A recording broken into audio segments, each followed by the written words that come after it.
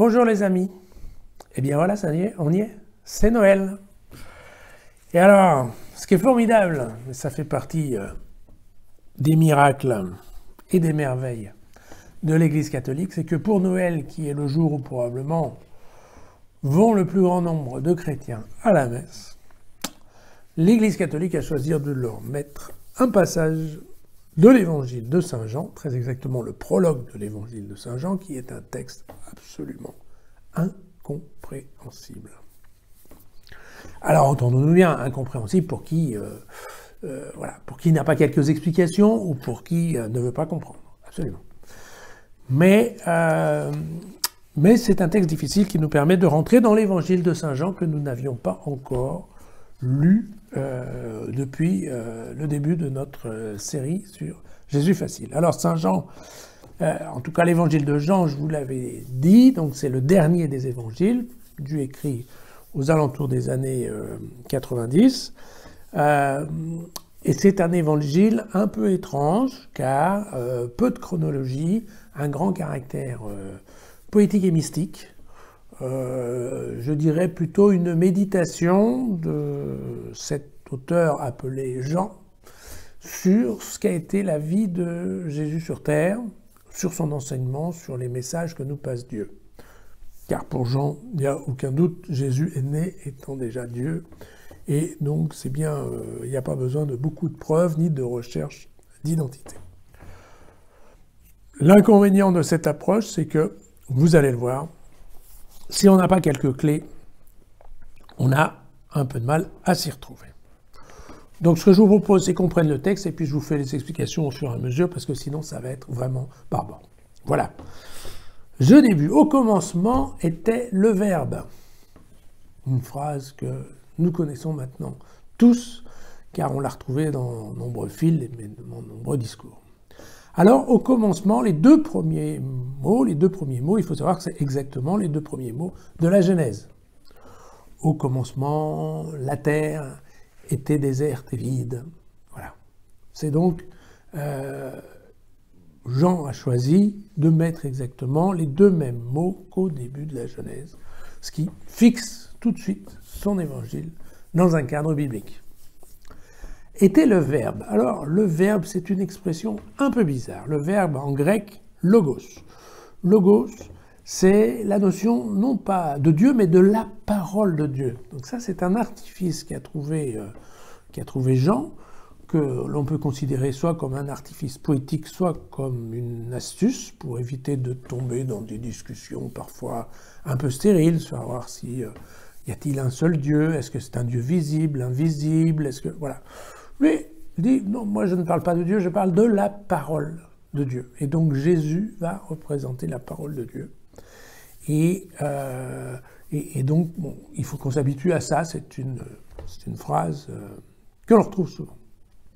Et puis alors, c'est là où nous allons commencer à voir que c'est un évangile qui est construit sur une structure de phrase qui est poétique, c'est-à-dire qu'on va retrouver des mots qui roulent et qui roulent, des morceaux de phrases, on a l'impression qu'on se répète tout le temps, et ça fait partie, bien évidemment, de la caractéristique littéraire de Jean. Au commencement était le Verbe, et le Verbe était tourné vers Dieu, et le Verbe était Dieu. Bien. Il était au commencement tourné vers Dieu. Ça recommence. Tout fut par lui, et rien de ce qui fut ne fut sans lui. En lui était la vie, et la vie était la lumière des hommes. Et pour comprendre, il faut bien voir qu'on retombe à nouveau dans la Genèse, dans le 2e verset, car la Genèse dit « Au commencement, la terre était déserte et vide, et la ténèbre à la surface de l'abîme. » Voilà.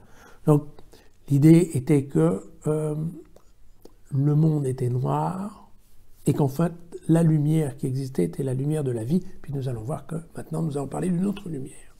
Donc en lui était la vie, et la vie était la lumière des hommes, et la lumière brille dans les ténèbres, et les ténèbres ne l'ont point comprise. Il y eut un homme envoyé de Dieu, son nom était Jean. Et voilà, on y revient. Il vint en témoin pour rendre témoignage à la lumière, afin que tous croient par lui. Il n'était pas la lumière, mais il devait rendre témoignage à la lumière. C'est la façon poétique de Jean de raconter qu'en fait Jean-Baptiste était venu pour annoncer la venue du Seigneur. Le Verbe était la vraie lumière, qui, en venant dans le monde, illumine tout homme. Ça, c'est une phrase clé qu'on va retrouver de nombreuses fois, c'est que Dieu a envoyé Jésus pour éclairer le monde. Donc, il y a une chose qui est les ténèbres de la Genèse. La vie, quand Dieu crée la vie sur la terre, bien entendu, cette vie commence à illuminer la planète.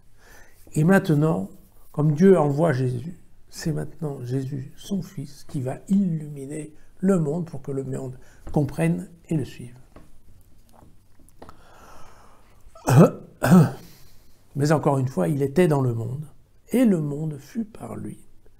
Et le monde ne l'a pas reconnu. Il est venu dans son propre bien, et les siens ne l'ont pas accueilli. Souvenez-vous, pour Jean, Dieu et Jésus ne sont qu'une personne. Et donc, Jésus est venu, et les hommes n'ont pas compris qu'il était Dieu, et ils l'ont condamné, ils l'ont crucifié. Ils n'ont pas compris. Mais à ceux qui l'ont reçu, à ceux qui croient en son nom, il a donné le pouvoir de devenir enfants de Dieu. Là, nous avons toute la partie sur le baptême. Ceux-là ne sont pas nés du sang, ni d'un vouloir de chair, ni d'un vouloir d'homme, mais de Dieu. Encore une fois, c'est la puissance du baptême qui transforme par le vouloir de Dieu, qui vous transforme en enfant de Dieu. Et le Verbe s'est fait chair, et il a habité parmi nous, et nous avons vu sa gloire, cette gloire que, Fils unique, plein de grâce et de vérité, il tient du Père.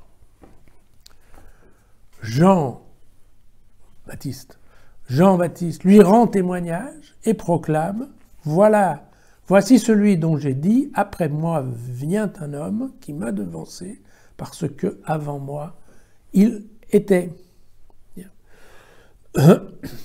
Dieu était là avant l'homme, n'est-ce pas? Puisque c'est Dieu qui a créé l'homme, selon la théorie biblique.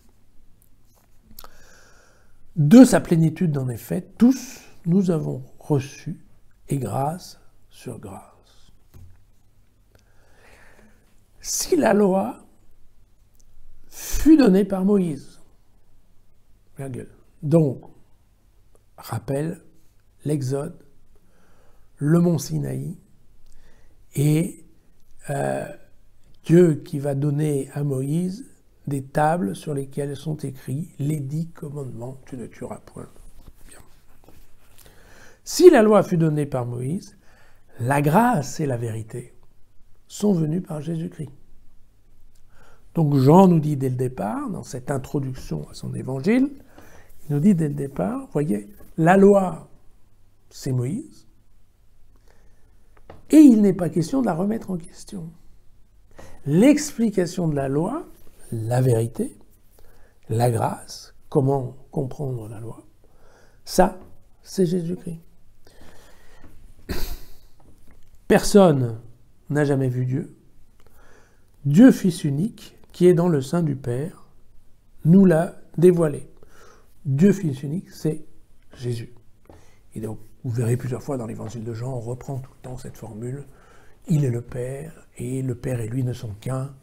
Toute cette histoire de l'interconnexion entre Jésus, le Fils de Dieu, et son Père. Et bien voilà. Voilà pour ce passage qu'on appelle le prologue de l'évangile de Saint Jean.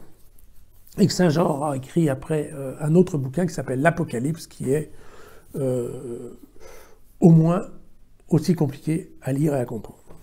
Alors, je pense que une fois qu'on a fait un petit peu cette explication de texte au fur et à mesure, je crois qu'on retrouve un petit peu les idées générales, hein, n'est-ce pas, qui sont le fait qu'il y avait la différence entre Jean, quand Jean faisait le baptême dans le Jourdain, quand Jésus est venu, c'était Jean qui l'annonçait, et que la différence, c'est que Jean est un homme, alors que Jésus, très clairement, est le Fils de Dieu. Tous ces aspects vont être développés ensuite pendant l'année, et donc ce sera un sujet complètement facile pour nous dans peu de temps.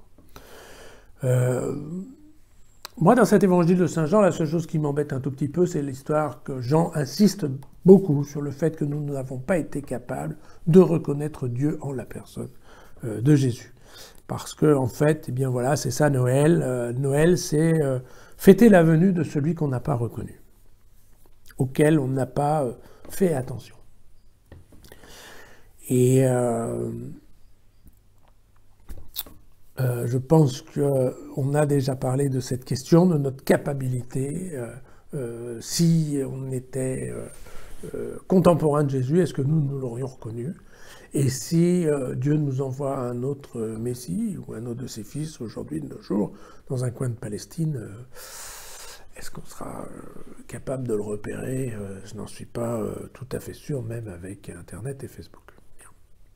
Alors, bon, que cela n'empêche pas les chrétiens et les non-chrétiens de bien profiter de cette fête de Noël.